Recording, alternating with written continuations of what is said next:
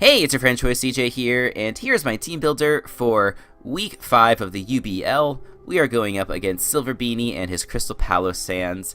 Let's break down his team real quick. He has Tapu Koko, Alolan Raichu, Lando I without Sheer Force, thankfully, Mega Medicham, Arcanine, Kyurem, Golbat, Gyarados, Metagross, Umbreon, and Dusclops. So, if you did miss my last week's battle, I do recommend you check it out. We went up against Leo, aka 6-Foot Hacks, and we were pretty fortunate to come out with a W versus him to improve our record to 3-1. And after coming off a nice victory like that, I'm a little bit worried about what I'll call the trap game. It's, sort of a classic sports thing where it's like, okay, if you knock off one of the top teams in your league in 1 week, and then you go up against sort of like I don't want to say lesser opponent, but like I guess Silver Beanie is not quite as notable as 6-Foot Hacks in terms of like draft community. Yeah, and like it's really nothing against Silver Beanie. Leo is just like a legitimate top 10 draft league battler. Like because of that, like you sort of have, I don't want to say like a false sense of security, but I don't really know how else to explain it. And maybe you like don't prep as much and you let your guard down, and you catch a surprising loss in the following week. And so I really don't want that to happen here. But I feel like the recipe is there for it to happen. He has a pretty decent matchup versus me because of his electric core. My electric resists are not amazing.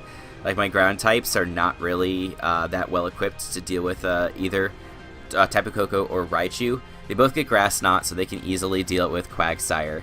And Diggersby, not necessarily the bulkiest, but it can potentially deal. But if they have certain sets, they can still catch Diggersby off guard. So yeah, just that has the potential to overwhelm me for sure. He has a bunch of other scary mons like Medicham. Medicham is just one of the most impossible mons to switch into in the entire game. Luckily, I do have one of the best checks to it in the game, being Necrozma. So it's going to be really important that I keep Necrozma around so that I don't lose to Medicham. And then he actually has a bunch of really good Lop checks. Gyarados and Golbat are both really good. I think Golbat is like his top tier way of dealing with Lopunny. Yes, it has to hold Eviolite, which means it cannot hold Rocky Helmet. But it's just so bulky. Like I don't even think I can 3-shot it with Return. So Lopunny, I almost left it on the bench this game, but like I have enough stuff on my team that can threaten Golbat and Gyarados that I thought that running a Baton Pass Lopunny to like get momentum would be a good strategy. Like basically my whole game plan is sort of around revolving around maintaining momentum, and there's a few reasons for that. I did a bunch of scouting for Silver Beanie. Not that like I didn't do scouting in the weeks for the other matches, but like now we have 4 weeks of data to work with, right? And so there's a few things that I've noticed about Silver Beanie. There's a couple of sets that he really likes. He really likes Yache Berry, Lando, particularly with Defog, often with U-Turn, always with like Earthquake, and then either like Knockoff or Stone Edge or something like that. So I'm expecting him to bring Yache Berry once again, especially because I do have like a pretty obvious Ice Shard user. But I have Icicle Crash on my Sneasel and should be able to one-shot it even through Yache Berry. He really likes double priority Medicham with Drain Punch, and then potentially like Psycho Cut or another coverage move in the last slot. He does not seem to like High Jump Kick, which is good. It's going to make it even easier for Necrozma to deal with the Medicham. What else? He doesn't tend to run speed on his walls. He's brought like a bulky Arcanine, bulky Metagross, bulky Umbreon several times, and almost never runs speed on them. So that's really good to know. He does really like Umbreon, like a Wish Protect Umbreon. Sometimes, then he'll always have Foul Play, and then he'll either have Toxic or Heal Bell in his final slot. I don't know that Umbreon will come because I do have lots of ways to threaten it, but at the same time, it is his best way of dealing with Necrozma and Sneasel. And it can also wall a lot of the rest of my team. So we'll have to see if he brings it or not. I'm really hoping he doesn't. I don't have much prep for it otherwise. Like it's just basically Lopunny and then Heatran that can kind of deal with it. Any other thoughts? Oh, he hasn't brought Stealth Rocks very much. So in his first 4 games, he only brought Stealth Rocks once. He brought it on Metagross. He's only brought Metagross to 1 game, and in that 1 game, he brought Stealth Rocks on Metagross. He never brings Rocks on Lando, it seems. And so basically, what from all that information, that's what led me to try and go with a momentum approach. Because I can fairly comfortably switch in and out with U-turn and baton pass and things like that, and not take a lot of residual damage.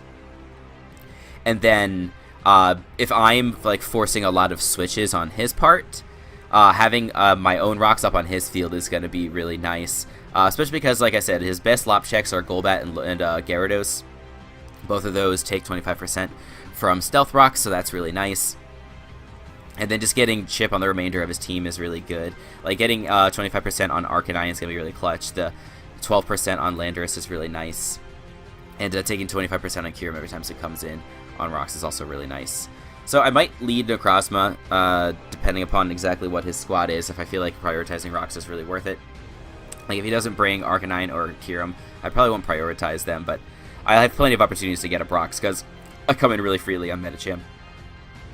So anyway, enough rambling. Let's now quickly look at the team, and I'll show you what I've got. So first we do have an Assault Vest Diggersby.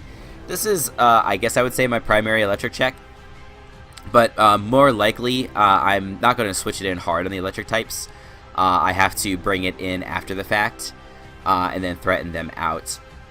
Because a Psyshock plus a Shattered Psyche from Raichu can probably kill my Diggersby. If I'm not being careful. So that's what I'll have to figure out. We have both Return and Quick Attack. So if I'm worried about him having Sugar Berry on either of his electric types, Return plus Quick Attack should kill both of those bonds. Return one-shots Raichu flat out, so that's definitely nice. And then Coco, especially if rocks are up, should die to Return plus Quick Attack. So I might not even have to click Earthquake, unless I'm really convinced that he is not Sugar Berry. But yeah, just the normal plus ground coverage is really solid versus his entire team. Then I do have the U-turn. I don't know what his switch into this is going to be. I guess it'll be Gyarados. That's the only thing that can really take a hit. Otherwise, he has to deal with me offensively by bringing in Kyurem or Medicham. But yeah, hopefully, I don't necessarily get kills with Diggersby. I just scare stuff out. With this EV spread, we have enough speed, I believe, for Adamant Gyarados. He doesn't really have anything besides that below Diggersby that's worth trying to outspeed. He has Umbreon, Dusclops, and Metagross in terms of lower speeds than Diggersby. So yeah, I'm pretty sure that we outspeed a Jolly Metagross. I should double check actually and make sure that I outspeed a Jolly Metagross. 52 plus. Okay, we speed tie. All right, so I need 4 more. I need 8 more speed EVs. That's a little annoying. There we go. Just doing some live team building, no problem. And I think I need that on this as well. Yeah, this speed ties with Gyarados as well, or sorry, with Metagross as well. So we'll make that 1 more. There we go. Okay, cool. You got a sneak preview of my Heatran set. So next we have an Assault Vest Heliolisk. So 2 Assault Vest users. Like I said, the electric types are pretty threatening versus me, so I want as many ways as possible to tank hits from them. Moveset's pretty standard looking. We have double stabs plus U-turn and then HP Ice for hitting Landorus. I don't anticipate staying in on Landorus unless I think he's in range of HP Ice after Yachi Berry, because that is definitely what I'm expecting in this matchup. But yeah, otherwise, again, just good for dealing with the electric types. And the nice thing about Heliolisk, I mentioned that Golbat and Gyarados were Silver Beanie's 2 best ways of dealing with Lopunny. Both of those are, of course, threatened pretty majorly by Heliolisk. The Gyarados, with its Water Stab, cannot affect Heliolisk at all. Yeah, it can go for Earthquake and things like that and one-shot me for sure. But, you know, hopefully I'm not switching in Heliolisk on Gyarados. That would be freaking crazy. I don't plan on doing that. We have enough speed on here for Lando I. Yeah, and then just the rest into Special Attack and the rest into HP. I almost put it into Spadef, but it's actually better for Heliolisk to invest it with HP when it comes to dealing with special hits, even with the Assault Vest. So my next defensive mon is my Rocky Helmet Necrozma. Pretty standard looking. Moonlight, Stealth Rock, Knockoff Psychic. Hits most of his team except for Umbreon. Umbreon is definitely a problem for this set. We have enough speed on here for non-speed invested Golbat. And yeah, so this is my Medicham switch in. It's also luckily like fat enough to take a move from Kyurem or Lando if needed. I can knock off their items, like if they're packing scarves. That would be like kind of the scariest thing. Like I don't have a Scarfer. I almost went with Scarf Heliolisk, but I wanted the Assault Vest a little more. So yeah, if he has any Scarfers on his team, I'm probably just gonna have to find a way to knock it off. Otherwise, I might get swept. So we'll see. Yeah, well, otherwise this is like the most straightforward of straightforward sets. I don't really have many other comments about it. Next we have a dual stab Sneasel with Life Orb, Pursuit knockoff, Ice Shard, Icicle Crash. So I don't even necessarily need the Ice Shard. It's just like there as insurance versus a potential Scarf Lando, because Scarf Lando is annoying. Pursuit for trapping a few annoying things, mainly Raichu. Like if I get an opportunity to trap Raichu, I'm gonna be so happy. Knockoff is pretty spammable versus the majority of the team. It's also really nice for helping deal with Dusclops. Dusclops is definitely annoying. Icicle Crash from a Life Orb Sneasel still Okos an uninvested Lando after, or like through Yachi Berry. It does like 110% minimum, assuming he doesn't have any bulk investment. And he can't, I mean, he can afford a little bulk investment, but not that much, because he still needs to be able to outpace Venomoth. And like, to be honest, he might just run a 252 set. We'll have to see what he chooses to do. So yeah, not much else to say here. I really wanted Low Kick to help deal with Umbreon a little bit, and also Kyurem, but Umbreon doesn't even take that much from Low Kick, so I didn't think it was really worth it. So next we have Baton Pass Lopunny, like I mentioned, with Dual Stabs and Fake Out. I went with Drain Punch this week. I didn't really need another move I didn't need the extra damage from High Jump Kick versus anything too much. Just like physically defensive Umbreon, I'd kind of rather have High Jump Kick. But like I said, I know that he likes Wish Protect, so I just don't want to play with that stuff today. We're just gonna go with Drain Punch, and so unless he's like toxic, then my Lopunny can beat it 1v1. If he is toxic, that means that he's not going to have Heal Bell, which means that my Heatran, which is packing toxic, can hit it. But otherwise, we are packing a very offensive Heatran this week.